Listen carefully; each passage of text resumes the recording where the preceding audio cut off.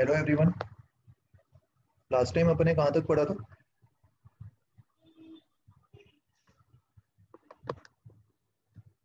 Last time मैं भी कुछ चीज़ें तुम लोग को होमवर्क के लिए दी थी, ये सबने पढ़ा एक बार?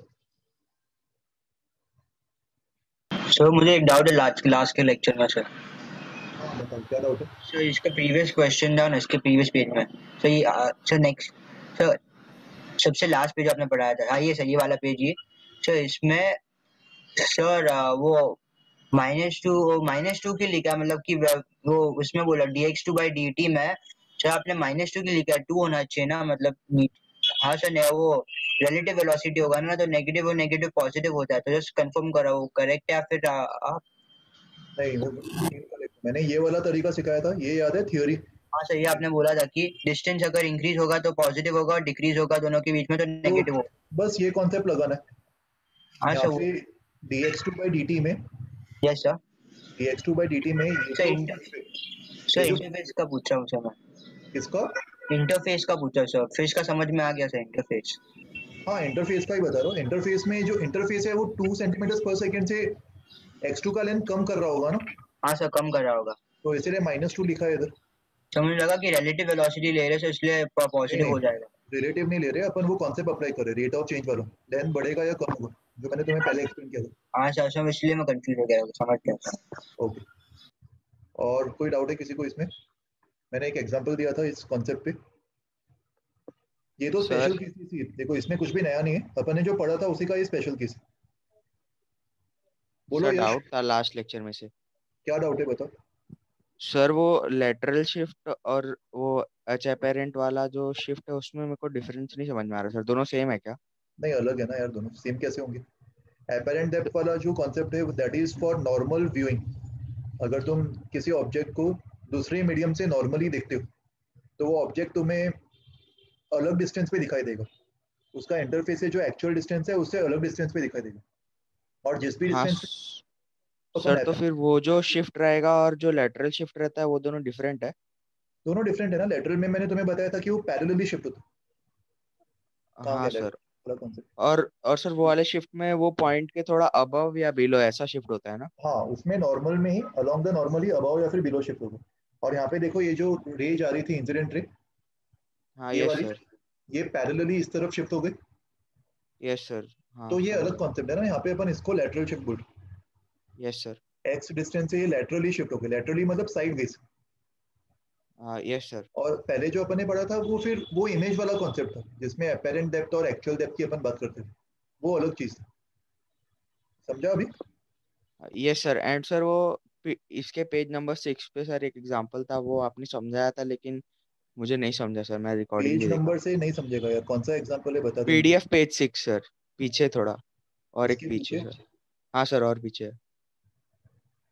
सर और एक पीछे। हाँ सर ये वाला एग्जांपल। इसमें देख देखो, रिफ्रैक्टिव इंडेक्स जो है वो as a function of X दिया हुआ है। हाँ एक्स के सर। वेरी कर रहे हैं रिफ्रैक्टिव इंडेक्स। Yes sir. तो किसी भी एक्स पे अपन ने डीएक्स का एलिमेंट ले लिया, और इस एलिमेंट का लेंथ बहुत ही छोटा है ना डीएक्स, और ये एलिमेंट का जो डिस्टेंस है रेफरेंस से वो एक्स है। तो इस एलिमेंट का जो रिफ्रैक्टिव इंडेक्स होगा उसको मैं ये मान सकता हूँ ना। ऐसे अज्यूम करो कि यस ऐसे सर। सारे इनफाइनाइट एलिमेंट्स होंगे, बट अभी के लिए खाली इस पर्टिकुलर एलिमेंट को ऑब्जर्व करो। और इस एलिमेंट का जो थिकनेस है, इस एलिमेंट का थिकनेस मैंने एक्चुअल थिकनेस डीएक्स माना। तो एपेरेंट थिकनेस इसका कितना होगा? Apparent thickness dx upon mu होगा, खाली इस पर्टिकुलर एलिमेंट का, बाकी सबको भूल जाओ। इसका जो एक्चुअल डीएक्स था वो डीएक्स अपॉन म्यू दिख रहा होगा इस ऑब्जर्वर को। हाँ यस सर। ये ऑब्जर्वर जब खाली इस वाले एलिमेंट को देख रहा होगा तो इसको उसका थिकनेस डीएक्स अपॉन म्यू दिख रहा होगा, राइट? और ऐसे ही अगर मैं सारे एलिमेंट्स के एपेरेंट थिकनेस को ऐड कर दूं, ऐड करना मतलब इंटीग्रेशन, तो टोटल एपेरेंट डेप्थ मिल जाएगा। Yes sir. ठीक है, बस वही हाँ अप्लाई सर कर। एंड सर एक एक और मतलब कंफर्मेशन करना था सर, वो जो फिश और आई वाला था एग्जांपल सर, उसमें मतलब दो केसेस था ना, एक में फिश, तो फिश का इमेज मिरर में एच अपेरेंट पे नहीं, वो एग्जैक्ट h/2 पे दूसरे साइड बना, क्योंकि सर वो मतलब मिरर और वो एक ही मीडियम में है, इसके लिए ऐसा है। करेक्ट, मिरर और वो एक ही मीडियम है, तो और के लिए जो आई के ऑब्जर्वर लिए होगा वो इमेज का डिस्टेंस होगा। हाँ सर एंड आई के लिए सर एच अपेरेंट पे उसका इमेज बना क्योंकि वो दूसरे मीडियम में है करेक्ट करेक्ट, इसके लिए। हाँ सही ओके बोला। Sir, thank you sir.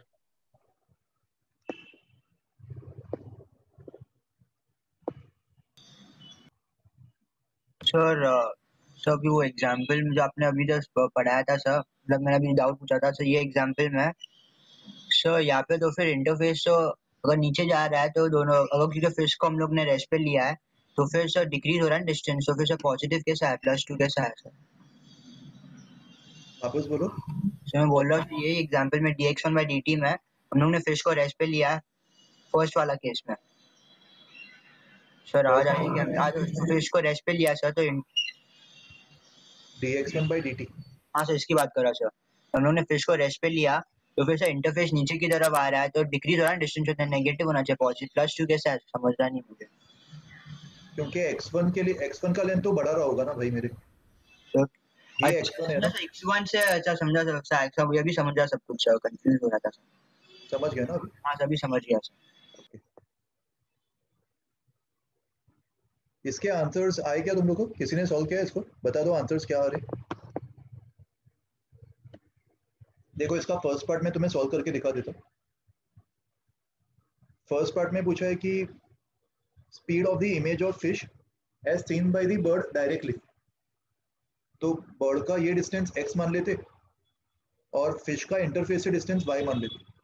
तो distance of fish, distance of fish seen by the bird, bird यहाँ पे ऑब्जर्वर है ना, तो ऑब्जर्वर का medium 1 into X by mu 1 plus Y by mu 2, ये उसको डिस्टेंस दिख रहा होगा। और इसको डिफरेंशिएट करने पर velocity of fish with respect to bird, velocity of fish with respect to bird कितना होगा? dx/dt प्लस 1/म्यू मतलब 3/4 टाइम्स dy/dt। यहाँ पे इंटरफेस तो रेस्ट पे एंड dx/dt, बर्ड का वेलोसिटी कितना दिया? 9 सेंटीमीटर पर सेकेंड और फिश का वेलोसिटी 8 सेंटीमीटर पर सेकेंड ऊपर की तरफ। तो मुझे बताओ dx/dt +9 होगा या -9 होगा? माइनस। -9 होगा, वो x को कम कर रहा होगा। प्लस 3/4 टाइम्स dy/dt, dy/dt जो है वो -8 होगा। तो सिंप्लीफाई करने पर क्या रिजल्ट आ रहा है? -9 -6, माइनस तो -15 सेंटीमीटर पर सेकेंड। दैट मीन्स बर्ड के रिस्पेक्ट में फिश का वेलोसिटी -15। तो बर्ड का वेलोसिटी कहाँ होना चाहिए, ऊपर या नीचे? सॉरी, फिश का वेलोसिटी कहाँ होना चाहिए? ऊपर होना चाहिए ना, क्योंकि वो डिस्टेंस को कम कर रहा होगा।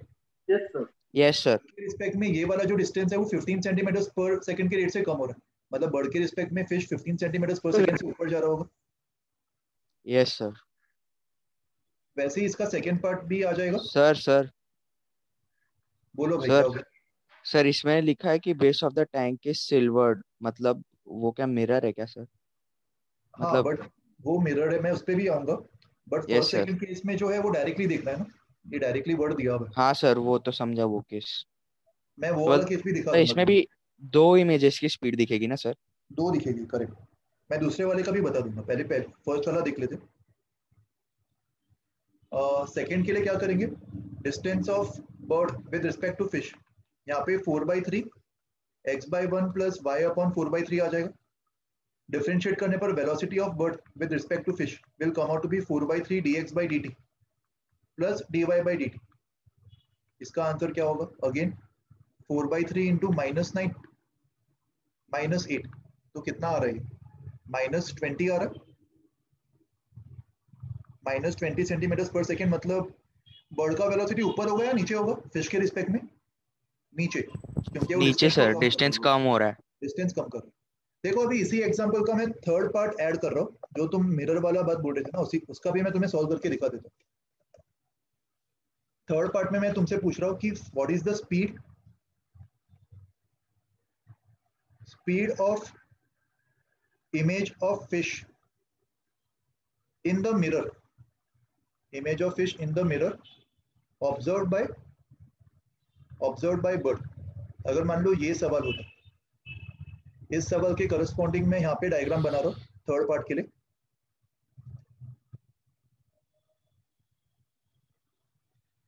थर्ड पार्ट के लिए ये वाला डायग्राम देखो। ये इंटरफेस है, मान लो ये फिश है और ये बर्ड, ये वाला डिस्टेंस x मान लेते, ये वाला डिस्टेंस y, और वेसल का जो अभी बेस है उसको अपन मिरर मान रहे, और मिरर से फिश का ये वाला डिस्टेंस z मान लेते, और हमें पता लगाना है कि बर्ड को फिश का जो इमेज है मिरर में कितने स्पीड से मूव करता हुआ दिखाई देगा। अपना माइक ऑफ कीजिए। सर यहाँ पे जो सर वो डायग्राम दिया उसमें तो सर फिश बहुत मतलब डिस्टेंस पे नहीं है ना सर, वो तो एकदम पास ठीक में है है ना, ना क्या सर। फर्क पड़ता है, z छोटा हो बड़ा हो क्या फर्क पड़ता है, मैंने z की वैल्यू थोड़ी कुछ स्पेसिफाई की, कैसा भी होने दो, कुछ तो हाँ अज्यूम सर, कर सकते हैं ना मतलब अपन। सॉल्व करने में सर वैसे ही पड़ेगा कि मतलब डिफिकल्ट नहीं होगा। अरे भाई मेरे z की वैल्यू पे थोड़ी आंसर फर्क पड़ रहा है, मुझे बता पिछले एग्जांपल में क्या xy पे आंसर डिपेंड कर रहा था अपना, क्या xy की वैल्यू गिवन है, xy या z।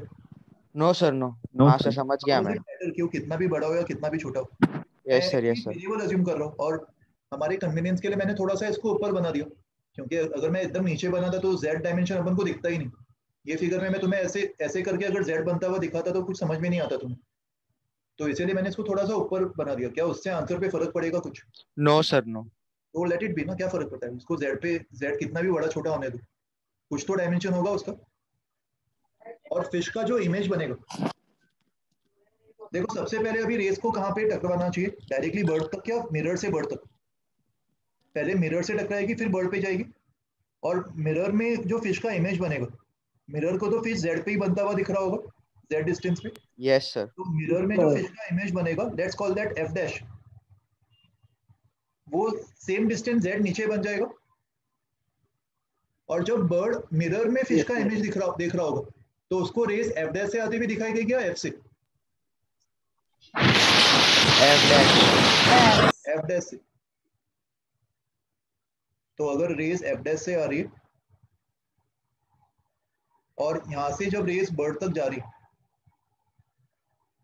तो अभी जो बर्ड के लिए डिस्टेंस होगा, बर्ड कौन से मीडियम में, अभी अगर मैं यहाँ पे लिखूँ distance of F dash with respect to bird, distance of F dash with respect to bird will be equals to bird का medium 1 into X upon bird का मीडियम प्लस ये वाला पूरा डिस्टेंस कितना है, Y plus 2z। y plus 2z, और इस पूरे डिस्टेंस को मैं किसका मीडियम मान सकता हूँ, इस ये वाटर का म्यू। जो रे आ रही है वो वाटर से आती हुई दिखाई दे रही होगी ना, हाँ सर। ये वाली रे जो जिस इंटरफेस पे टकरा रही है उसका नीचे वाला इंटरफेस तो पानी है, तो y यस प्लस सर। मतलब पानी का मीडियम, तो y प्लस 2z को मैं 4/3 से डिवाइड कर दूंगा, ये डिस्टेंस बर्ड को एफ डैश का दिखाई दे रहा होगा, बट यस अपन सर। एफ डैश का वेलोसिटी, तो इसको डिफरेंशिएट करने पर velocity of F dash with respect to bird will be equals to dx by dt, इसको डिफरेंशिएट कर दो, plus 3/4 times dy by dt, 2/4/3, 2/4/3 मतलब 3/2 टाइम्स dz by dt, और देखो यहाँ पे सारे जो डिफरेंशिएशन है उसके करस्पॉन्डिंग अपन को वेलोसिटीज लिखने पड़ेंगे, इसलिए actual dimensions X Y Z पे आंसर डिपेंड नहीं कर रहा, what will be dx by dt, अपन को पता है कि बर्ड का वेलोसिटी कितना है 9 नीचे की तरफ, और फिश का वेलोसिटी 8 ऊपर की तरफ, 8। तो dx by dt को मैं -9 लिख सकता हूँ, plus 3/4 times dy by dt को मैं -8 लिख सकता हूँ, प्लस 3/2 टाइम्स, बताओ dz by dt को क्या लिखूं, 8 + 8 dz by dt, dz by dt मतलब ये वाला जो लेंथ है इसका रेट ऑफ चेंज, तो इसका रेट ऑफ चेंज तो 8 ही होगा ना, 8 ही होगा। +8 प्लस 8 होगा, करेक्ट, बस इसको सॉल्व करके तुम्हें एफ डैश का speed with respect to bird मिल जाएगा -9 -6 प्लस 8/2 4 4 इंटू 3 12, तो -15 प्लस 12 -3 सेंटीमीटर पर सेकेंड, और माइनस मतलब बर्ड के रिस्पेक्ट में एफ डैश ऊपर जा रहा है कि नीचे जा रहा है, ऊपर जा रहा होगा क्योंकि माइनस ऊपर सर, मतलब डिस्टेंस कम हो रहा है। ये डिस्टेंस कम हो रहा होगा, करेक्ट, तो उसके लिए उसको ऊपर जाना पड़ेगा, तो इस तरीके से मिरर वाले केसेस भी तुम सॉल्व कर सकते हो ना, अगर मिरर में इमेज का स्पीड पूछा हो तो ये सेम कॉन्सेप्ट अप्लाई कर दो, ओके। धर्मित कुछ पूछना है तुम्हें, बताओ। सर ये जो आपने डिफरेंशिएशन किया है dz by dt, मतलब वो कैसे करें? मतलब z कौन सा डायमेंशन है, कौन से सेगमेंट का? जो मैंने येलो में मार्क किया है उसी सेगमेंट का लेंथ है ना z। Yes sir. वो सेगमेंट वाला थियरी मैंने जो तुम्हें बताया था उसको अप्लाई कर दो। इस सेगमेंट का एक एंड जो है वो फिक्स्ड है, ये यस वाला एंड तो मूव नहीं कर, एंड दूसरा and away from the centre जा रहा है 8 से, तो +8 होगा ना। +8 का नहीं पूछ रहा था सर, वो आपने 3/2 किया राइट, वो मुझे मतलब समझा नहीं अच्छे से इसलिए। अरे भाई वो तो यहाँ से स्प्लिट कर दो ना टर्म्स को, y अपॉन 4/3 प्लस अच्छा 2z अपॉन 4/3, इसको सॉल्व करने पर ये 3/2 आ जाएगा ना यार। हाँ सर सॉरी। ठीक है, समझा अभी? हाँ ओके, और किसी को कुछ पूछना है इसमें? सर अभी वो इमेज ऑफ बर्ड मतलब कैसे बी डैश का स्पीड? वो खुद से ट्राई कर लो यार, अभी तुम्हें समझ में तो आएगा है ना कॉन्सेप्ट। हाँ सर। ऐसे ही तुम सर वो खुद उसका से। भी इमेज वैसे वो आई की तरह बनेगा ना सर, जैसे अपेरेंट पोजीशन का इमेज वैसे ना सर? हाँ वैसे ही बन जाएगी, करेक्ट। तो वो तो तुम कर ही सकते हो अभी खुद से, अगर तुम्हें ये समझ में आ गया तो वो वाला भी ट्राई करके देख लेना। ठीक है, चलो आगे बढ़ते हैं अभी। ओके देखो, अभी अपन एक नया सर कॉन्सेप्ट। आपने वो एक और चीज दी थी खुद से पढ़ने के लिए, उसमें एक डाउट है सर, इसके पहले।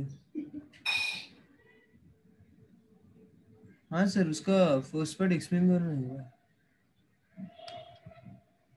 देख इसमें अगर ऑब्जर्वर अगर डेंसर मीडियम में है, ऑब्जर्वर अगर डेंसर मीडियम में है और ऑब्जेक्ट अगर रेरर मीडियम में है, तो इसको जो डिस्टेंस दिख रहा होगा वो बढ़ता हुआ दिखाई देगा ना, म्यू टाइम्स एक्स।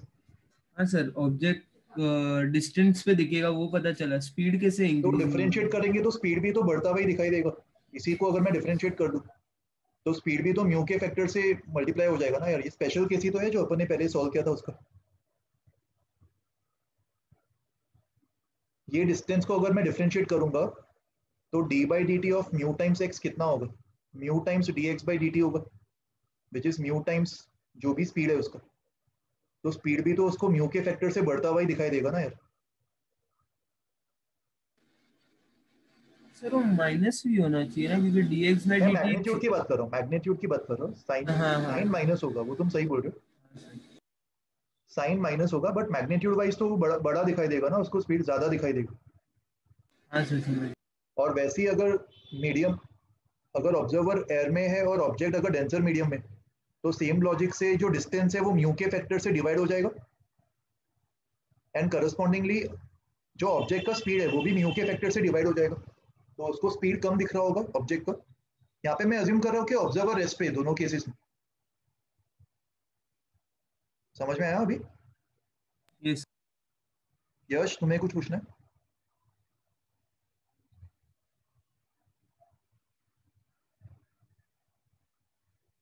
और कोई डाउट है किसी को इस कॉन्सेप्ट में? ओके चलो।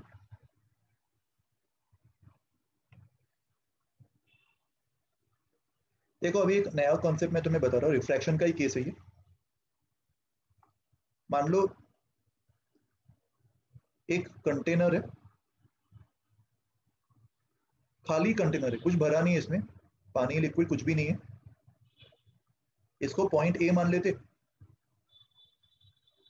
और पॉइंट ए से एक रे सीधा ऐसे ट्रेवल कर।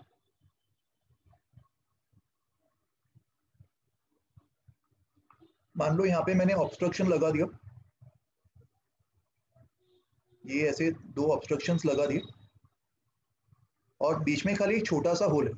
तो यहाँ पे जो आंखें होगी, जो भी ऑब्जर्वर होगा, वो इस होल में से अगर देखेगा तो उसको पॉइंट ए दिख रहा होगा, क्योंकि पॉइंट ए से जो रे ऐसे जा रही होगी वही उसकी आंखों तक पहुंच पाएगी।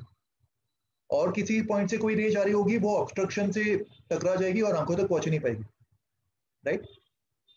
सो observer is able to see only point A when the container is empty. ठीक है, अभी मान लो इस कंटेनर को अपन ने किसी लिक्विड से भर दी। कंटेनर को अगर मैं किसी लिक्विड से भर दूं एच हाइट तक, तो मुझे बताओ क्या इस केस में ये वाली जो रे है जो पहले उसकी आंखों तक पहुंच पा रही थी, क्या ये भी अभी सीधा ट्रेवल करके आंखों तक पहुंच पाएगी या बीच में नो इंटरफेरेंस? वो सर अभी तो ये रिफ्लेक्ट कर जाएगी। अभी अगर मैं इसी रे को देखूं, जो रे पहले आंखों तक पहुंच पा रही थी, अभी बिकॉज ऑफ द लिक्विड ये वाली जो रे है वो away from the normal bend होगी और रिफ्लेक्ट करके इस ऑब्स्ट्रक्शन से टकरा जाएगी। So now this ray is not able to reach, now this ray is not able to reach the eyes, right? तो अगर ये वाली रे नहीं पहुंच पा रही तो कोई और रे पहुंच पा रही होगी, और जो भी वो कोई Yes, और sir. रे होगी वो रे आफ्टर रिफ्रैक्शन तो यही पाथ फॉलो करनी चाहिए, तभी वो आंखों तक पहुंच पाएगी। आफ्टर रिफ्रैक्शन दूसरी रे को भी यही वाला पाथ फॉलो करना पड़ेगा ना, क्योंकि ये वाला आंखों तक पहुंच पाएगी। तो अगर रिफ्रैक्शन के बाद रे ये वाला पाथ फॉलो कर रहा है, मतलब रिफ्रैक्शन से पहले वो यहाँ से कहीं तो आया होगा। Yes sir. रिफ्रैक्शन से पहले वो Yes, यहाँ से sir. कहीं तो आया होगा, और यहाँ पे जो पॉइंट होगा, let's call this point B. कहने से अभी आंखों को पॉइंट ए के बजाय पॉइंट बी दिखाई दे रहा होगा because of this refraction. Yes, sir. Yes sir. Now because of filling the container with the liquid, this ray is able to reach the eye. This ray is reaching the eye. So observer will see the point B. I will able to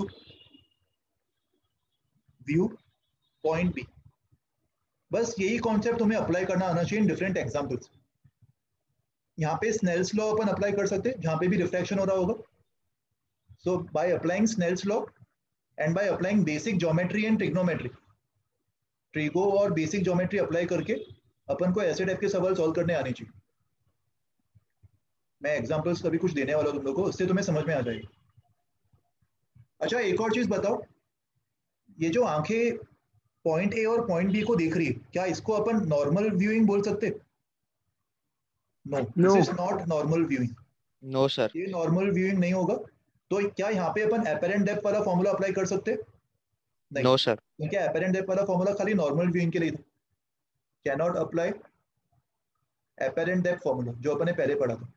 तो इसको अपन pure geometry और Snell's law से ही solve करेंगे, ठीक है?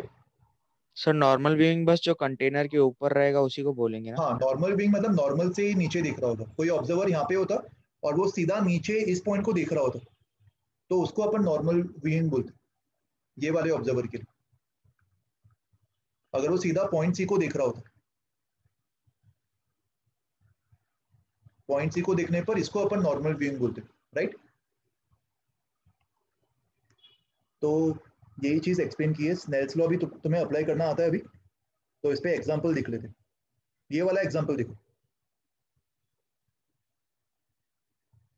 देखो इस एग्जांपल में कंटेनर का डायमेंशन दिया हुआ है।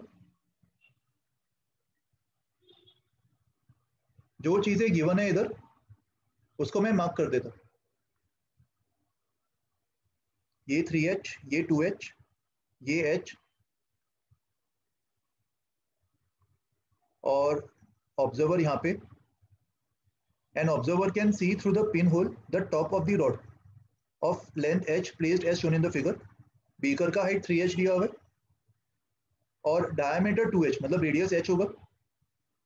When the beaker is filled with a liquid up to a height of 2h, the observer can see the lower end of the rod. इस समय जब कंटेनर खाली था, इस समय कंटेनर खाली होने पर ऑब्जर्वर रॉड का अपर पॉइंट देख पा रहा था। Let's call that point A. और जब कंटेनर को अपन h हाइट से भर देंगे, नहीं सॉरी 2h हाइट से जब भर देंगे कंटेनर को, तो 2h हाइट से भरने के बाद वो लोअर एंड बी देख पा रहा था। और इस इंफॉर्मेशन से अपन को लिक्विड का रिफ्रैक्टिव इंडेक्स फाइंड करना है। सबको सवाल समझ में आ गया? सवाल में जो कंडीशन दिया है वो। Yes, sir. Now let's see how we can apply geometry. देखो इनिशियली जो रेस जा रही थी, ये वाली रेस को देखो, ये रेस सीधा आंखों तक जा रही थी, कंटेनर खाली था तो रिफ्रैक्शन नहीं हो रहा था।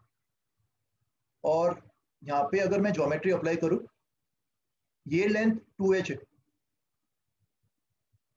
और ये बचा हुआ लेंथ कितना होगा? ये भी 2h होगा। 2h. तो इस एंगल के बारे में क्या बोल सकते हैं अपन? 45 डिग्री। इसको अगर मैं थीटा बोलूं, 5 डिग्री. तो tan थीटा इज 1, मतलब इनिशियली जो थीटा एंगल था वो 45 डिग्रीज था, है ना। अभी लिक्विड भरने के बाद जो सिचुएशन होगी उसको मैं यहाँ पे ड्रॉ कर रहा हूँ। लिक्विड भरने के बाद जो सिचुएशन होगी, लिक्विड को अपन ने 2h हाइट तक भर दिया, रॉड का हाइट h दिया हुआ,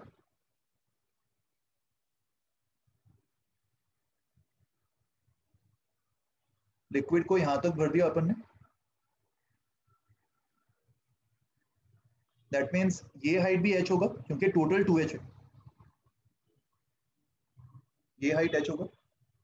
और अभी कौन सी रेज आंखों तक जा पा रही, पॉइंट ए से या पॉइंट बी से, लिक्विड भरने के बाद पॉइंट बी। पॉइंट बी से जा पा रही होगी। तो सिचुएशन क्या होगी, देखो अभी रे डायग्राम कैसा बनेगा।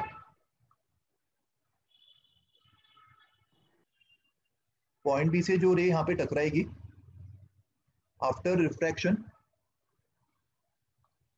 रिफ्रैक्शन वो इस तरीके से आंखों तक पहुंच पा रही।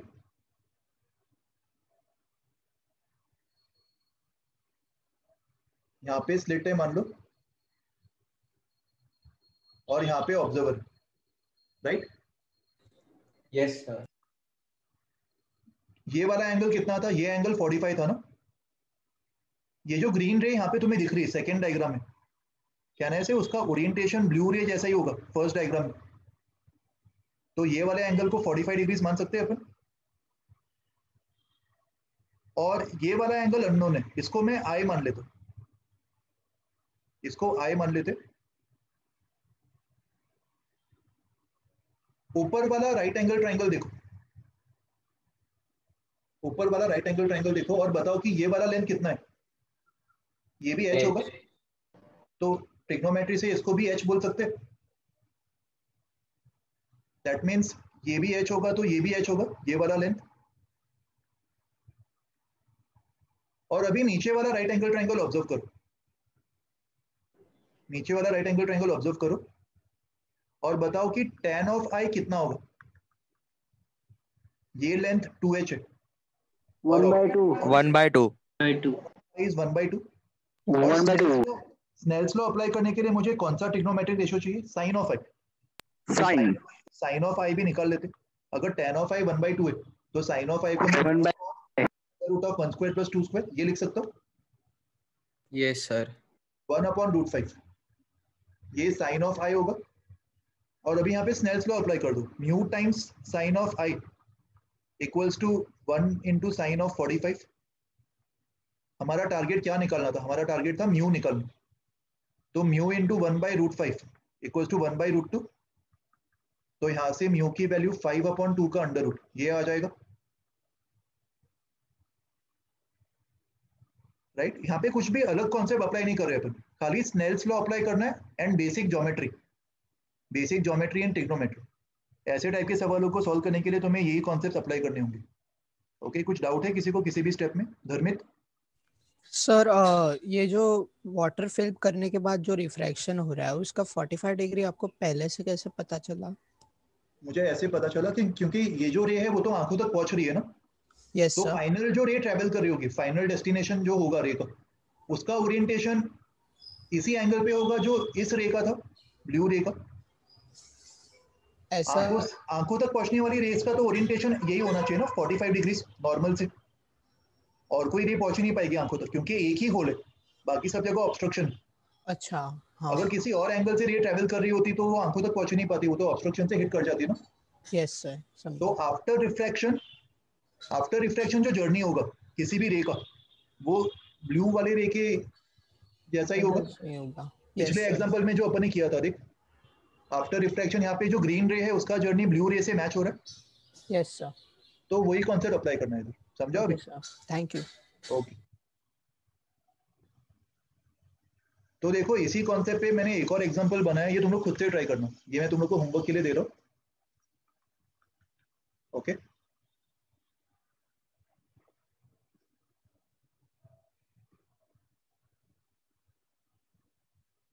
अच्छा आज अपन एक और नया कॉन्सेप्ट स्टार्ट करेंगे, total internal reflection. concept of total internal reflection and critical angle. देखो, मान लो ये एक इंटरफेस है जो किसी दो मीडियम्स को सेपरेट कर रहा है। एक मीडियम का रिफ्रैक्टिव इंडेक्स म्यू डी मान लेते और एक का म्यू आर। म्यू डी मतलब डेंसर एंड म्यू आर मतलब रेरर, और जो रे है वो डेंसर से रेरर ट्रेवल कर रही। मान लो ये नॉर्मल है, ये इंसिडेंट रे,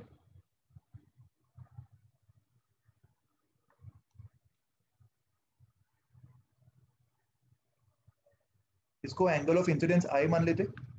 तो मुझे बताओ अभी रिफ्रैक्शन कैसा होगा, टुवर्ड्स द नॉर्मल या away from the normal? Away away away from से रेरर, तो अवे हो जाएगा। रे इस तरीके से रिफ्रैक्ट कर रही होगी और इसको मैं एंगल ऑफ रिफ्रैक्शन बोल सकता हूँ। अभी तुम लोग यहाँ पे ऑब्जर्व कर पा रहे हो, जैसे जैसे मैं एंगल ऑफ इंसिडेंस को बढ़ाऊंगा एंगल ऑफ रिफ्रैक्शन भी बढ़ते जाएगा। Yes sir. But angle of refraction एक पॉसिबल वैल्यू तक ही बढ़ते जाएगा, विच इज 90, है ना? तो Yes, जैसे sir. जैसे अपन आई की वैल्यू इंक्रीज करेंगे, एक पर्टिकुलर आई ऐसा होगा, एक पर्टिकुलर रे ऐसा होगा जिससे एंगल ऑफ रिफ्रैक्शन 90 हो जाएगा, हाँ सर। और जिस एंगल ऑफ इंसिडेंस पे एंगल ऑफ रिफ्रैक्शन 90 हो जाता है उस एंगल ऑफ इंसिडेंस को अपन बोलते हैं critical angle, C. So when the ray is incident at critical angle but traveling from denser to rarer, in that case the angle of refraction will become 90. Okay, और अगर मान लो angle of incidence critical angle से भी बड़ा हो गया तो क्या रिफ्रैक्शन होना पॉसिबल होगा? क्या एंगल ऑफ रिफ्रैक्शन 90 से बड़ा हो सकता है? नहीं सर। नहीं। तो उस केस में ऑब्जर्वेशन के अकॉर्डिंग ये देखा गया कि जब एंगल ऑफ इंसिडेंस इस क्रिटिकल एंगल से भी बड़ा हो जाए उस केस में रिफ्रैक्शन होता ही नहीं है, एंड रिफ्रैक्शन के बदले रिफ्लेक्शन हो जाता है। रिफ्लेक्शन मतलब ये जो इंटरफेस है ये एक प्योर मिरर की तरह बिहेव करना शुरू कर जाएगा, और जो लॉज ऑफ रिफ्लेक्शन अपने पढ़े थे वो यहाँ पे भी एप्लीकेबल हो। ओके, तो अगर मान लो ये वाली रे को अपन ऑब्जर्व करें, ये वाली रे क्या कैसी रे है? ये वाली रे ऐसी रे है जिसका angle of incidence greater than critical angle, it's more than critical angle. So in this case ये रे बाहर जा ही नहीं पाएगी। रिफ्रैक्शन मतलब एक मीडियम से दूसरे मीडियम पे जाना, बट ये वाली रे दूसरे मीडियम पे जा ही नहीं पाएगी और वो इसी मीडियम पे TIR कर जाएगी, टोटल इंटरनल रिफ्लेक्शन का short form TIR, such that जो भी angle of incidence I dash है वही angle of reflection I dash मान सकता हूँ। लॉज ऑफ रिफ्लेक्शन यहाँ पे एप्लीकेबल हो। तो इसको मैं समराइज कर देता हूँ। If angle of incidence is less than और इक्वल्स टू क्रिटिकल एंगल, इस केस में रिफ्रैक्शन होगा, ये बोल सकते हैं अपन। इक्वल्स टू में भी रिफ्रैक्शन मान लेंगे, अपन मानेंगे कि अगर इक्वल्स टू सी हुआ तब भी वो 90 डिग्रीज पे ग्रेस करते हुए निकल जाएगा, और अगर angle of incidence critical angle से बड़ा हो गया तो क्या होगा? Total internal reflection. बट ये सारी चीजें कौन से केस में एप्लीकेबल होगी? When the ray is going from denser to rarer और rarer to denser? Denser to rarer. Denser to rarer. Only if the ray is going from denser to rarer. Sir ऐसा क्यों ऐसा? क्योंकि rarer से denser में तो हमेशा वो टुवर्ड्स द नॉर्मल बेंड करेगी ना। हाँ yes sir yes sir yes sir तो वहाँ पे TIR होने का चांस ही नहीं होगा। Yes sir. TIR is possible only if the ray is going from denser to rarer, और वो तभी हो पाएगा जब angle of incidence critical angle से बड़ा हो। ओके, अच्छा अगर मान लो मुझे क्रिटिकल एंगल कैलकुलेट करना, तो क्रिटिकल एंगल कैलकुलेट करने का सबसे बेस्ट तरीका क्या होगा? स्नेल्स लॉ अप्लाई कर दो। At critical angle if you apply Snell's law, apply Snell's law, तो क्या मिलेगा अपन को? Mu denser into sine of critical angle equals to mu rarer into sine of angle of reflection. क्या हो जाएगा क्रिटिकल एंगल पे? 90। तो यहाँ से साइन ऑफ सी अपन को मिल जाएगा mu R upon mu D.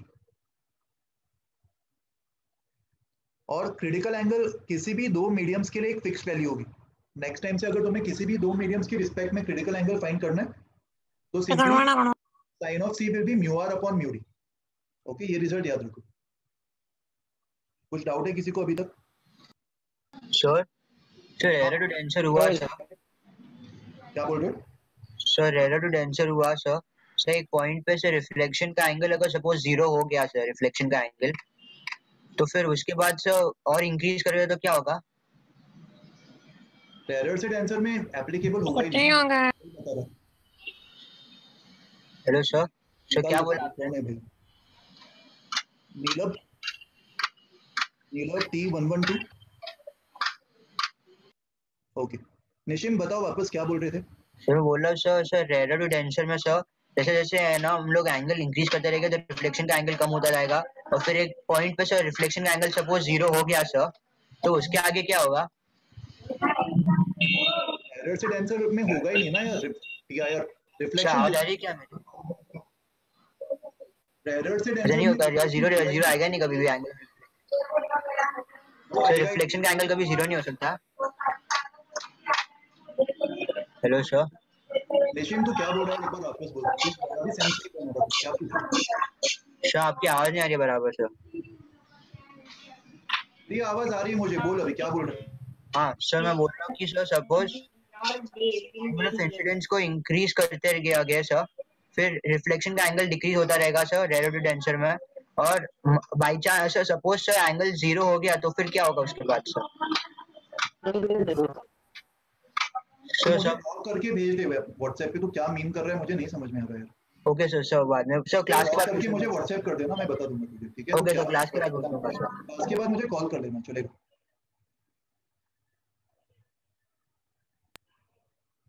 Okay so sir हाँ बता। सर आपने ये स्नेल्स लॉ कैसे अप्लाई किया वो मुझे समझा नहीं सर। लास्ट टाइम पढ़ा था अपन स्नेल्स लॉ, म्यू हाँ ऑफ सर। म्यू1 into sin i equals to म्यू2 into sin r, वही तो अप्लाई कर रहे हैं इधर। सर ये जब I इज इक्वल टू सी, अच्छा हाँ उसके लिए अप्लाई किया है। जब हाँ आई सर सी के इक्वल समझा। होगा क्रिटिकल एंगल पे, जब वो जाएगा उस समय अपन ने क्या बोला, रिफ्रैक्शन एंगल कितना हो जाएगा 90। Yes sir. तो उस समय जब मैं स्नेल्स लॉ अप्लाई करूंगा तो मुझे साइन सी की वैल्यू मिल जाएगी ना। Yes sir. तो सर अगर क्रिटिकल अब बोलो बोलो। सर हम लोग आई डैश से भी और अगर बढ़ाते हैं मतलब एंगल तो फिर क्या होगा सर? टीआईआर हो जाएगा ना, ये वाला केस हो जाएगा। सर TIR में मतलब वो नॉर्मल से दूर जाएगा ना सर? हाँ तुम कितना भी बढ़ा दो एंगल, तो जितना तुम आई डैश बढ़ाओगे उतना ही आर भी बढ़ जाएगा। सर अगर मैं हॉरिजॉन्टली अगर फिर करेंगे तो फिर मतलब बिल्कुल भी रिफ्लेक्शन नहीं होगा, मतलब सेम सेम लाइन के रहेगा आराम ना? से हो जाएगा। हॉरिजॉन्टल में हाँ फिर सर। हॉरिजॉन्टल में तो एंगल ऑफ इंसिडेंस 90 हो जाएगा ना, यस सर समझा। तो angle of and reflection sir भी 90 हो जाएगा। रेयर टू डेंसर में सर वो टुवर्ड्स द नॉर्मल बेंड होता है, तो फिर अगर हम लोग ने इंसिडेंट का एंगल बढ़ाया तो फिर वो टुवर्ड्स नॉर्मल होते होते ऐसा परपेंडिकुलर हो जाएगा ना सर? देख रेयर से डेंसर की अगर अपन बात करते, आई थिंक निशिम भी इसी की बात कर रहा था। रेयर से डेंसर, हाँ सर। देखो मैं बता रहा हूँ सुन लो।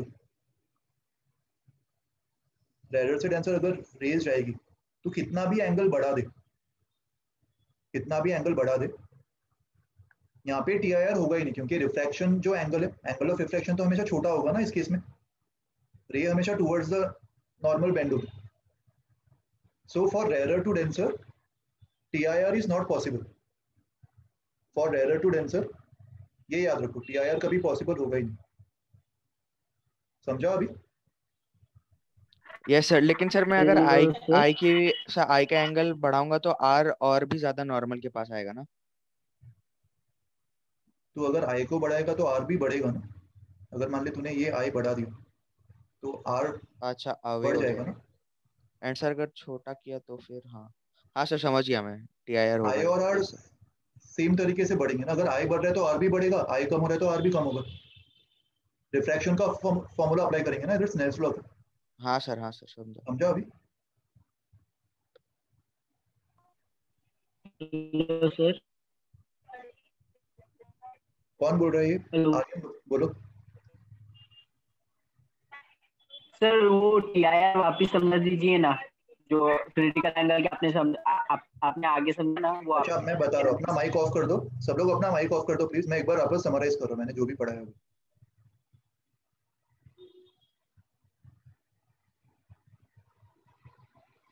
देखो सबसे पहली बात, टोटल इंटरनल रिफ्लेक्शन कब होगा? Only if the ray is going from denser to rare, ये पॉइंट याद रखो। डेंसर से रेयर कोई रे जा रही है तो उस केस में रे हमेशा away from the normal bend होगी।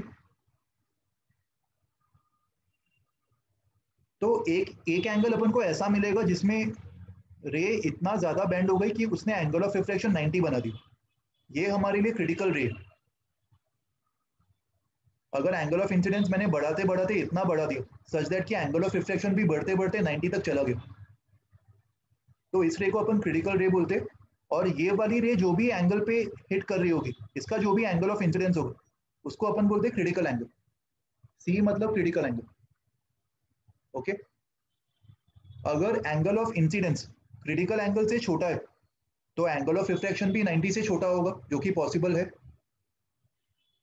राइट। अगर एंगल ऑफ इंसिडेंस सी से छोटा है तो एंगल ऑफ रिफ्लेक्शन भी 90 से छोटा होगा। लेकिन अगर angle of incidence critical angle से भी बड़ा हो गया तो उस केस में एंगल ऑफ रिफ्लेक्शन को भी 90 से बड़ा होना पड़ता, जो कि पॉसिबल ही नहीं है। तो इसीलिए इस केस में रिफ्रैक्शन होगा ही नहीं, no refraction possible if angle of incidence is more than critical angle. और रिफ्रैक्शन नहीं होगा तो क्या होगा, प्योर रिफ्लेक्शन होगा, जिसको अपन बोलते हैं total internal reflection. Internal reflection क्यों बोलते हैं, क्योंकि ये वाली रे बाहर आ ही नहीं पाई, वो मीडियम चेंज ही नहीं कर पाया, सेम मीडियम में वो इंटरनली रिफ्लेक्ट कर गया, तो उस केस में टोटल इंटरनल रिफ्लेक्शन हो रहा होगा। और वहां पे तुम लॉज ऑफ रिफ्लेक्शन भी अप्लाई कर सकते हो। तो अगर angle of incidence I dash है तो एंगल ऑफ रिफ्लेक्शन भी आई डैश हो जाएगा, सेम एंगल, और रे इस तरीके से रिफ्लेक्ट कर जाएगी। तो यहाँ पे दो केसेस तुम्हें याद रखने, अगर एंगल ऑफ इंसिडेंस सी से छोटा है तो रिफ्रैक्शन हो रहा होगा एज पर स्नेल्स लॉ, और अगर एंगल ऑफ इंसिडेंस सी से बड़ा है तो फिर रिफ्लेक्शन हो रहा होगा। तो यहाँ पे अपन लॉज ऑफ रिफ्लेक्शन अप्लाई करेंगे, राइट। एंड अगेन ये सारी चीजें कब एप्लीकेबल होगी, only for denser to rare. Rare से डेंसर में टीआईआर पॉसिबल होगा ही नहीं, तो वहाँ पे नॉर्मल तरीके से जो तुम स्नेल्स लॉ अप्लाई करते थे हमेशा, वो हमेशा अप्लाई कर पाओगे, ठीक है। बट इस केस में अगर आई सी से बड़ा हो गया for denser to rare, then Snell's law will not be applicable because refraction ही नहीं हो रहा, खाली रिफ्लेक्शन हो रहा होगा, टीआईआर। ओके, और जब एंगल ऑफ इंसिडेंस सी के इक्वल होगा, क्रिटिकल जो रे है ये वाली रे की जो अपन बात कर रहे थे, इस रे के लिए अगर मैं स्नेल्स लॉ अप्लाई करूं, इस रे के लिए स्नेल्स लॉ अप्लाई करने पर क्या मिलेगा अपन को, mu D sine C equals to mu R sine 90। तो इससे तुम साइन सी हमेशा कैलकुलेट कर सकते हो, ये फॉर्मूला याद रखो साइन सी का। सबको पता है कि साइन की वैल्यू हमेशा 1 से छोटी होगी, राइट। तो कंफ्यूज होने की जरूरत ही नहीं है। साइन सी में हमेशा जो रेयर वाला मीडियम है, कम रिफ्लेक्टिव इंडेक्स हमेशा ऊपर आएगा और ज्यादा रिफ्लेक्टिव इंडेक्स हमेशा नीचे आएगा, इंटरचेंज होने का चांस ही नहीं। Sine C will be equals to mu rare upon mu denser. Okay, सबको समझ में आया अभी? आर्यन कुछ पूछना है अभी भी? जो टोटल इंटरनल रिफ्लेक्शन होगा उसमें जो इंसिडेंट रे और जो रिफ्लेक्टेड रे उनकी इंटेंसिटी है। क्या बोल रहे हो, इंटेंसिटी? पूरा 100% रिफ्लेक्ट हो जाएगा कि थोड़ा रिफ्लेक्ट होगा बाहर? पूरा रिफ्लेक्ट होगा, रिफ्लेक्ट कुछ भी नहीं होगा, पूरा का पूरा रिफ्लेक्ट हो जाएगा, ठीक है। शुभम?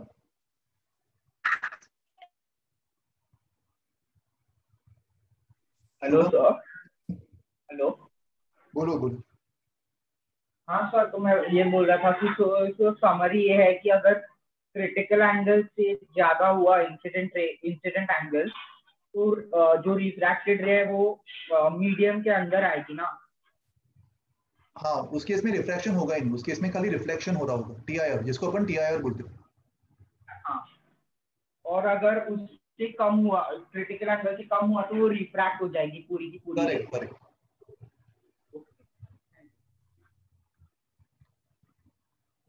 ओके, आई होप ये सबको समझ में आ गया होगा, अभी इतना डिफिकल्ट कॉन्सेप्ट नहीं है ये। आर्यन कुछ पूछना है क्या तुम्हें? माइक ऑफ कर दो यार अपना, अगर डाउट नहीं है तो। Aryan? Incident ray critical angle से कम पे इंसिडेंट होती है तो उस पार्ट ऑफ द रे अंदर भी रिफ्लेक्ट होता है ना? यार तेरी वॉइस बहुत क्रैक हो रही है, मुझे तो क्लास के बाद कॉल कर लेना प्लीज, कुछ भी समझ में नहीं आ रहा। ओके ठीक है, नेटवर्क का इशू है शायद तेरे इधर, क्लास के बाद मुझे कॉल कर लेना। यश तुझे कुछ पूछना है?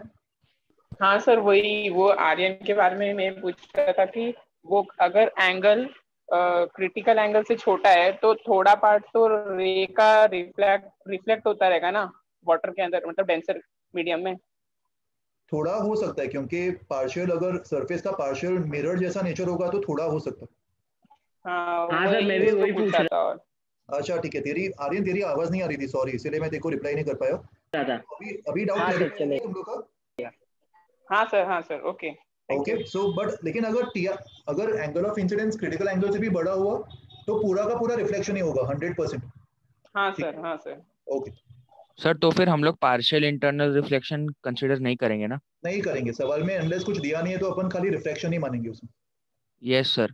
ठीक है, अच्छा देखो इस पे भी कुछ एग्जांपल्स ट्राई कर लेते। ये सबको समझ में आ गया अभी ये कॉन्सेप्ट? इसमें अभी दो केसेस देखते। Now let us see how will angle of deviation very. सबको पता है एंगल ऑफ डिविएशन क्या होता है, अपन ने रिफ्लेक्शन पढ़ते समय इसको डिफाइन किया था। सेम कॉन्सेप्ट यहाँ पे भी लगा सकते। केस 1 में मैं एंगल ऑफ इंसिडेंस को क्रिटिकल एंगल से छोटा मान रहा हूं, तो यहाँ पे क्या होगा, यहाँ पे रिफ्रैक्शन हो जाएगा। And we are defining angle of deviation only for denser to rarer medium, क्योंकि रेरर से डेंसर में तो दो केस आएंगे ही नहीं ना। रेरर से डेंसर में हमेशा क्या होगा, हमेशा रिफ्रैक्शन होगा। बट डेंसर से रेरर में रिफ्रैक्शन भी हो सकता है और टीआईआर भी हो सकता है। फर्स्ट केस में मैं रिफ्रैक्शन देख रहा हूँ, जब आई क्रिटिकल एंगल से छोटा होगा या फिर इक्वल होगा, तो इस केस में एंगल ऑफ डिविएशन कैसे डिफाइन करेंगे? Let's say this is denser medium, refractive index mu D, and this is rarer medium, refractive index mu R, और ये incident ray, angle of incidence आई मान लेते, और ये रिफ्रैक्टेड रे, एंगल ऑफ रिफ्रैक्शन आर मान लो। अगर मीडियम चेंज नहीं होता उस केस में इंसिडेंट रे सीधा ऐसे ट्रेवल कर जाती, ये इसका ओरिजिनल लाइन ऑफ पाथ है। And because of the medium अभी ये इस एंगल से डिविएट हो गया होगा, इसको मैं एंगल ऑफ डिविएशन बोल सकता हूँ, ये वाले एंगल को, ये एंगल ऑफ डिविएशन होगा।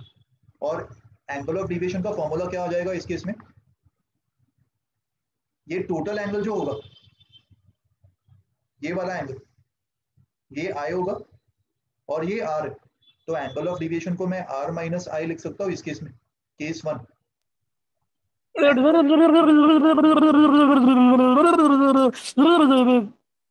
क्या दौरे पड़ रहे भाई, इसको सोहम को निकाल दो भाई। यस सर, निकाल दिया। सोहम नाम है। अच्छा ठीक, ये समझ में आया सबको? Angle of deviation is R minus I in this case. अच्छा यहाँ पे आर कैसे निकालेंगे? आर निकालने के लिए you can apply Snell's law. Snell's law apply करेंगे तो क्या मिलेगा, mu D into sine of I equals to mu R into sine of R, right?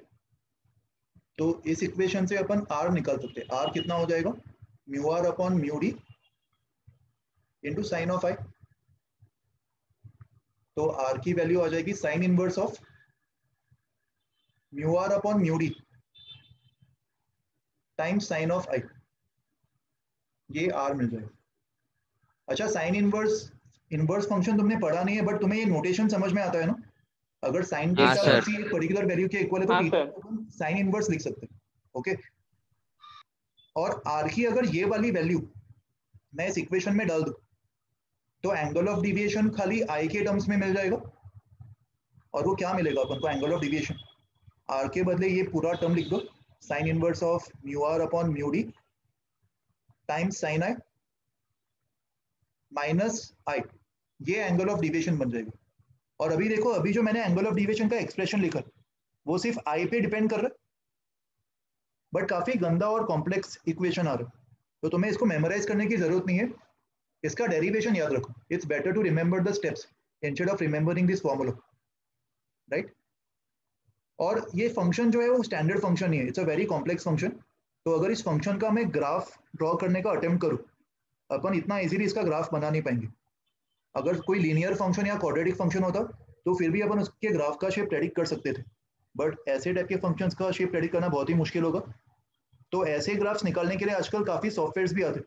तुम सॉफ्टवेयर्स में फंक्शन इनपुट कर सकते हो और वो अपने आप तुम्हें ग्राफ प्लॉट करके दे देते, राइट।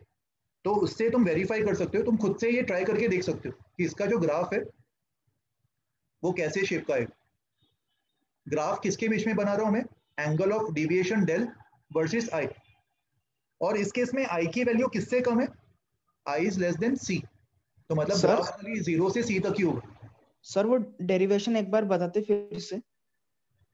देख यहाँ पे मैंने स्नेल्स लॉ अप्लाई किया, स्नेल्स लॉ अप्लाई करके साइन आर मिल गया, तो आर को मैं साइन इनवर्स ऑफ ये लिख सकता हूँ। सर साइन आर तो U D by U R हो जाएगा ना सर। हाँ तो सही तो है, sine R mu R upon mu D into sine of I बन जाएगा। सर साइन ऑफ आई के साथ न्यूमरेटर में यू ऑफ डी है ना सर। अच्छा मैंने इसको इंटरचेंज कर दिया, ओके सही बोल रहे। हाँ सर वही कंफ्यूजन हुआ था। ओके ओके सॉरी, ये इंटरचेंज कर दिया मैंने, ऊपर म्यू डी होगा ना, साइन आई के साथ ऊपर म्यू डी होगा और नीचे म्यू आर होगा, ठीक है सही बोल रहे, अभी ठीक है। हाँ सर अभी ठीक है। Okay thank you. तो आर का ये वैल्यू आ जाएगा, ठीक है सर। बोलो सर वो डाउट सर, आपने पिछले टॉपिक में पार्शियल रिफ्लेक्शन करके कुछ बोला सर, वो क्या है सर, वो डिस्कनेक्ट हो गया सर। क्या बोला था, पार्शियल रिफ्लेक्शन? वो अभी जानने की जरूरत नहीं है यार, वो कुछ भी नहीं है, वो खाली मैं ऐसे बोल रहा था कि जब भी कोई रे एक मीडियम से दूसरे मीडियम पे जाती है तो अपन रिफ्रैक्शन मानते हैं, मगर मीडियम के नेचर की वजह से वो पार्शियली मिरर की तरह भी बिहेव कर सकता है।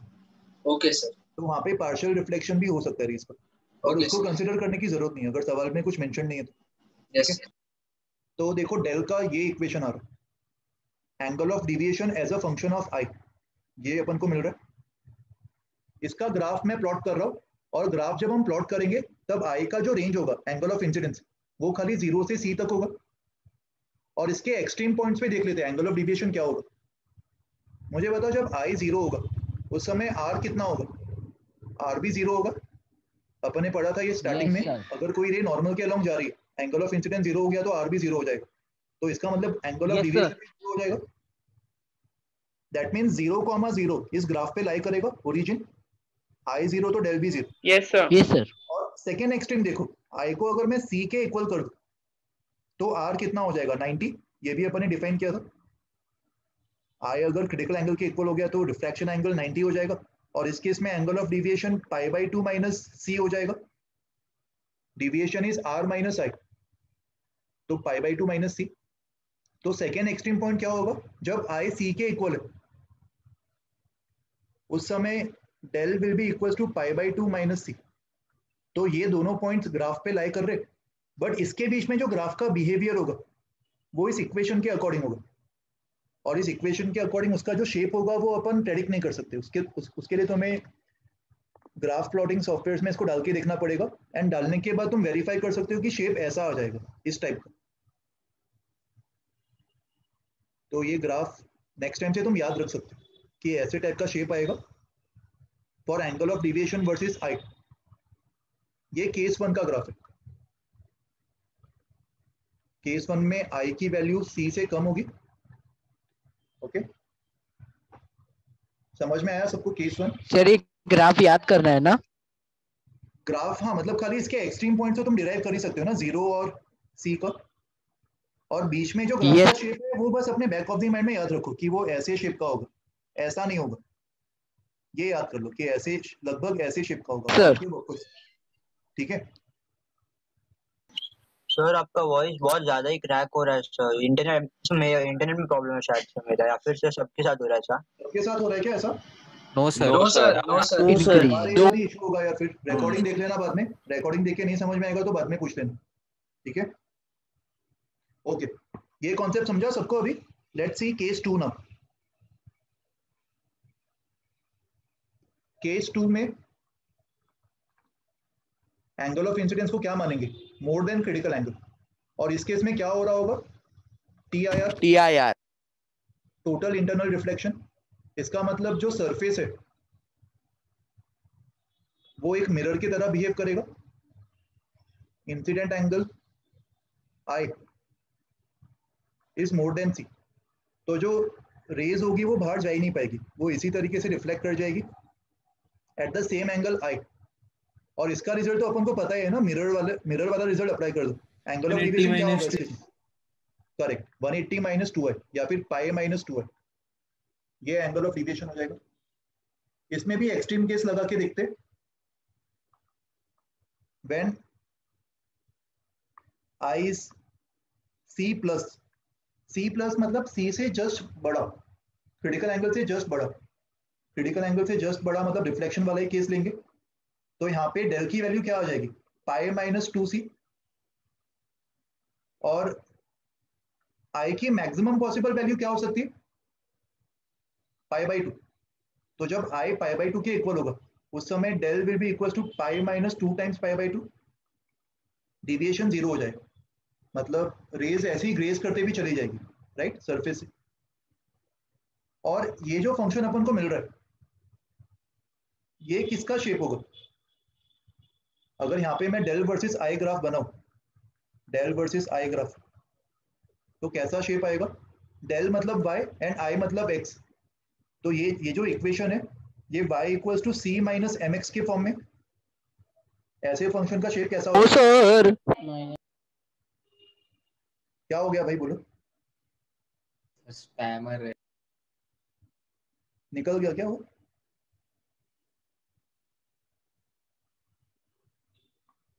ये ग्राफ का शेप कैसा होगा बताओ? स्ट्रेट लाइन होगा ना, straight line with negative slope, correct. तो यहाँ पे इस केस के लिए अगर मैं ग्राफ को प्लॉट करूं,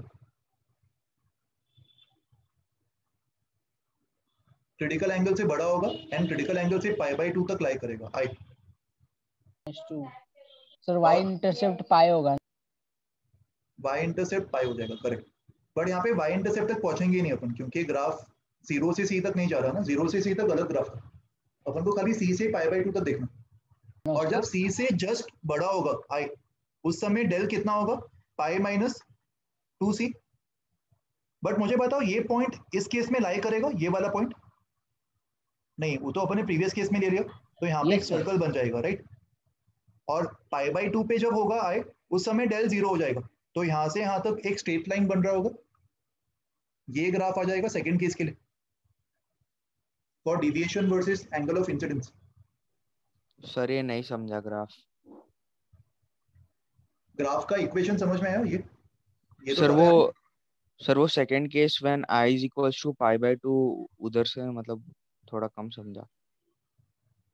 इस इक्वेशन में i को पाई बाय 2 पुट कर दे तो डेल कितना मिलेगा?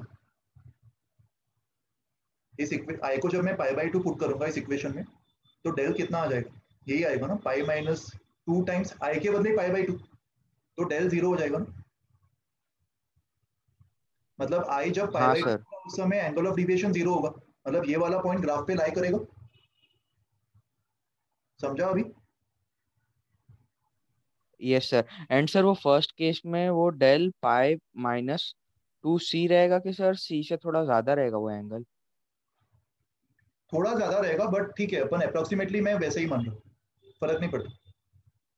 C प्लस मतलब ऑलमोस्ट C के इक्वल ही है, मगर C से थोड़ा सा ज्यादा, लिमिटिंग केस, तो डेल की भी approximate value pi minus 2C हो जाएगी ना। Yes sir.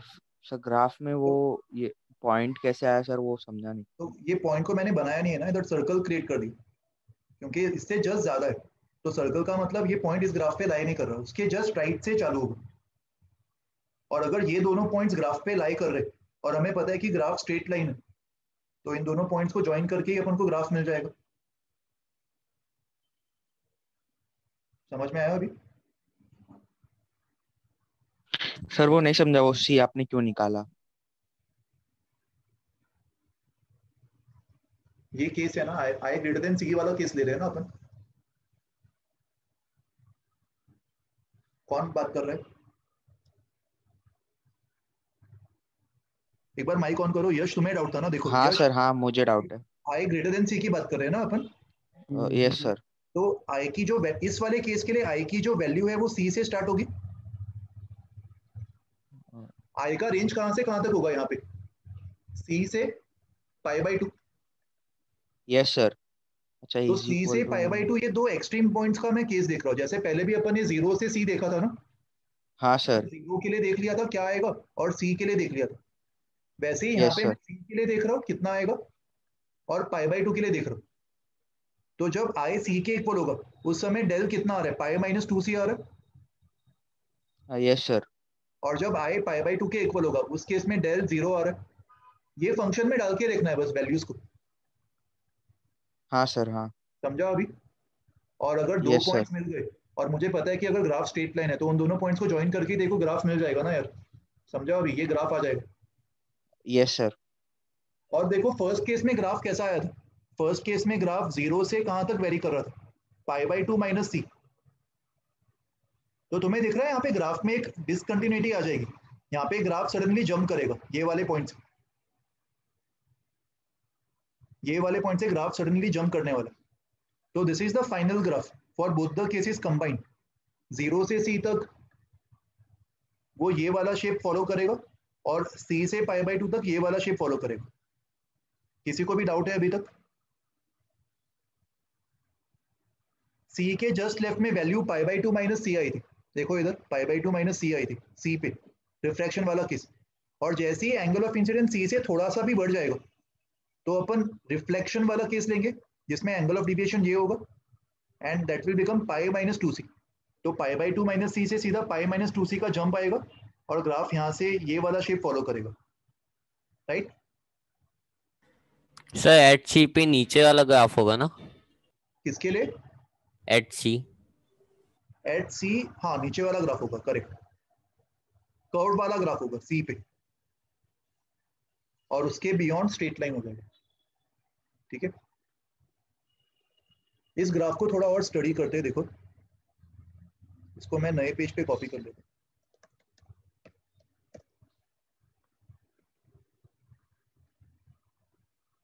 देखो यहाँ पे एक और चीज ऑब्जर्व करो, अगर angle of deviation pi by 2 minus C से छोटा होगा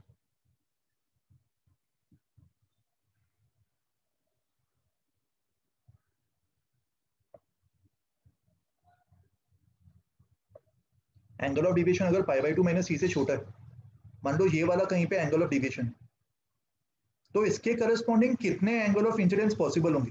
ग्राफ से मुझे देख के बताओ कितने एंगल ऑफ इंसिडेंस मिल रहे। अगर angle of deviation pi by 2 minus C से छोटा है तो इस एंगल ऑफ डिविएशन के करस्पॉन्डिंग कितने एंगल ऑफ इंसिडेंस होंगे? दो दिख रहे, एक ये वाले पार्ट के लिए और एक राइट वाले पार्ट के लिए।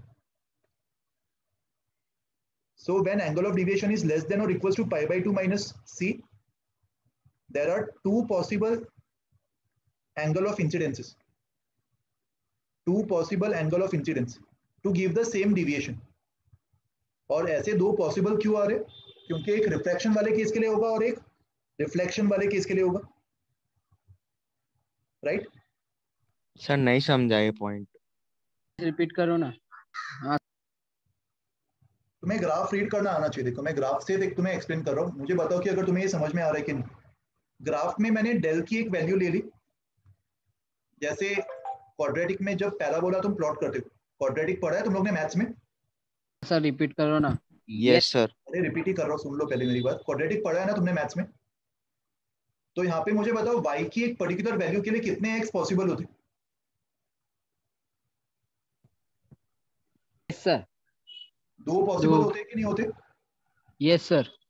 y जब 0 होगा उसके भी दो रूट्स होते हैं, x1 x2। Yes sir. वैसे ही यहाँ पे अगर मैं डेल की वैल्यू अगर मैं पाई बाई 2 माइनस सी से कम ले लूं, पाई बाई 2 माइनस सी से कम, सर तो कोई यहाँ एक पे वैल्यू अज्यूम किया है ना आपने? क्या अज्यूम किया है? सर कोई एक वैल्यू अज्यूम की है ना कोई भी एक वैल्यू, डेल्टा के लिए? हाँ कोई भी एक रैंडम वैल्यू मैंने अज्यूम की है जो पाई बाई 2 माइनस सी से कम होगा। तो तुम ग्राफ से अभी देख पा रहे हो कि इसके लिए दो एंगल ऑफ इंसिडेंस पॉसिबल है, I1 I2। क्या होगा हाँ सर। नहीं पता अपन से, we are not bothered about कि एग्जैक्ट वैल्यू क्या होगा, बट ग्राफ से यस एटलीस्ट सर। देख पा रहे हो कि ऐसे दो एंगल ऑफ इंसिडेंस पॉसिबल है अभी। हाँ और यस सर। इसमें से एक जो है वो किसके लिए होगा, एक रिफ्रैक्शन वाले ग्राफ में रिफ्रैक्शन और दूसरा reflection. Correct, and second one is for TIR, total internal reflection. और वैसे ही अगर डेल की value pi by two minus C से ज्यादा हुई, इसको मैं डेल वन मान लेता हूँ और इसको डेल टू, तो देखो अगर डेल टू यहाँ पे रहा, यहाँ पे कहीं तो कितने आई पॉसिबल होंगे? क्या रिफ्रैक्शन के लिए कोई भी आई पॉसिबल होगा इधर? क्या यहाँ पे रिफ्रैक्शन के लिए कोई भी आई आ रहा है? नहीं, खाली एक सिंगल आई पॉसिबल है। अगर del two pi by two minus C से बड़ा होगा तो सब ऑब्जर्व कर पा रहे हो इसको या कंफ्यूजिंग लग रहा है? हाँ सर समझा। Only one I is possible, only one angle of incidence is possible. और वो कौन से केस के लिए पॉसिबल होगा? रिफ्रैक्शन या टीआईआर?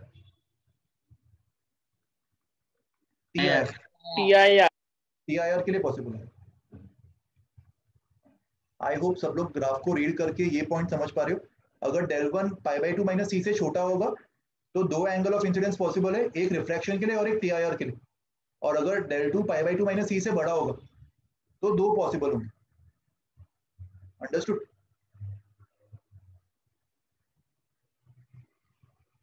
यश कुछ पूछना है तुम्हें? सर नहीं समझा। मैं ग्राफ रीड करना नहीं आ रहा सर बहुत कंफ्यूजिंग हो रहा है सर। अब वो ग्रीन में जो हाईलाइट किया ना सर, वो बताइए ना, del two is greater then.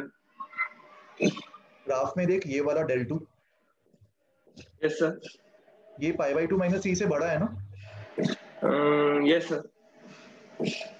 तो इस पर्टिकुलर डेल टू के लिए अगर मैं एंगल ऑफ इंसिडेंस की वैल्यू निकालने की कोशिश करूंगा तो कितने पॉसिबल वैल्यूज दिख रहे हैं इधर? एक ही दिख रहा है ना यार, I three. Yes yes yes, basic चीज है ये ग्राफ का, तुमने मैथ्स में पढ़ा नहीं है ये सब? सरप्राइजिंग है बहुत। पढ़ा है सर, पर बहुत कंफ्यूजिंग लग रहा था। अभी समझा सर आपने वो लाइन। समझा अभी? यस सर, यस समझा। बेसिकली तुझे जिस भी डेल के लिए एंगल ऑफ इंसिडेंस निकालना है ना, वहां से एक हॉरिजॉन्टल लाइन बना दे और चेक करके वो कितने पॉइंट्स पे ग्राफ को इंटरसेक्ट कर रहा है। जितने भी पॉइंट्स पे कर रहा होगा उतने पॉसिबल एंगल ऑफ इंसिडेंस होंगे ना। तो जब del two pi by two minus C से बड़ा होगा तब एक ही एंगल पॉसिबल होगा, और पाई बाई टू माइनस सी से छोटा होगा तब दो एंगल्स पॉसिबल होगी। समझा सबको अभी भी? जैसे एक एग्जांपल देता हूं मैं तुम्हें, एग्जांपल से शायद समझ में आ जाएगा।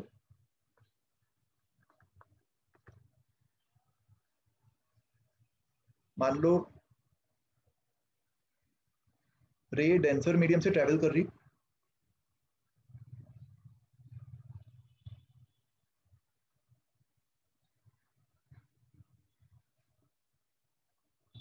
इसका 1 मान लेते और डेंसर का √2 मान लेते। ओके, और अगर सवाल में तुमसे पूछा जाए for angle of deviation equals to pi by 3, how many values of I are possible? How many angle of incidence are possible? तो तुम्हें क्या चेक करना होगा? सबसे पहले तो तुम्हें क्रिटिकल एंगल निकालना होगा। सर सी की वैल्यू, क्रिटिकल एंगल कितना होगा? साइन ऑफ सी जो है वो डायरेक्टली तुम 1/√2 बोल सकते हो, रेडियर अपॉन डेंसर। तो सी कितना आ रहा है यहाँ पे? 45 डिग्री। और अभी चेक करो कि डेल की जो वैल्यू है वो pi by two minus C, pi by two minus C से ही कंपेयर करते थे अपन, इससे बड़ी है कि छोटी है? डेल मतलब 60 degree and pi by two minus C मतलब 45 डिग्री। तो डेल की value pi by two minus C से बड़ी आ रही है, राइट?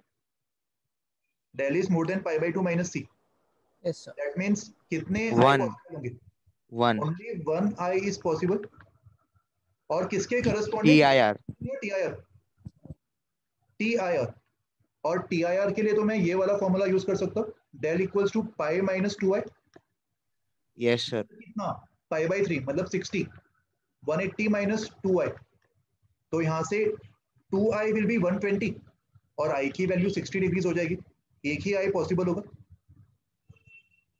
अंडरस्टूड?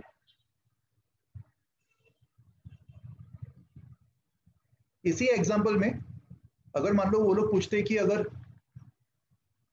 डेल की वैल्यू पाई बाई 6 है तो कितने पॉसिबल आई? 2।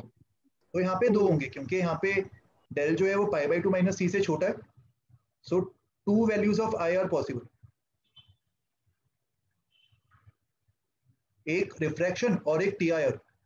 टीआईआर वाला निकालना आसान होगा। टीआईआर वाले के लिए वापस सेम फॉर्मूला अप्लाई कर दो, pi minus 2i। 30 degrees equals to 180 minus 2i, इसको I1 मान लेते, तो यहाँ से I1 कितना आ जाएगा 75 डिग्रीज। बट रिफ्रैक्शन वाला कैलकुलेट करना हमेशा पॉसिबल नहीं होगा, और तुम्हें हिट एंड ट्रायल से करना होगा, क्योंकि देखो रिफ्रैक्शन के लिए जो इक्वेशन था वो काफी कॉम्प्लेक्स था। ये वाला इक्वेशन आया था रिफ्रैक्शन के लिए,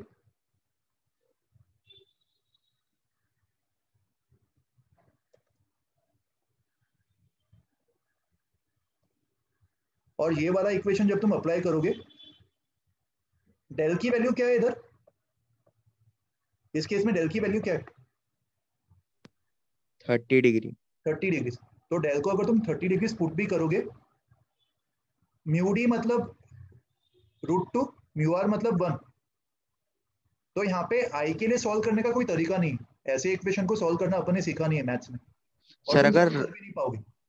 तो ऐसे टाइप के सवाल को सॉल्व करने के लिए you can just put the values in the option, तुम्हारे सामने ऑप्शंस तो होंगे ना, तो ऑप्शन में से जो भी आई की वैल्यूज तुम्हें दिखाई दे रही, वो वैल्यूज तुम पुट करके चेक कर सकते हो सेटिस्फाई हो रहा है कि नहीं ये इक्वेशन।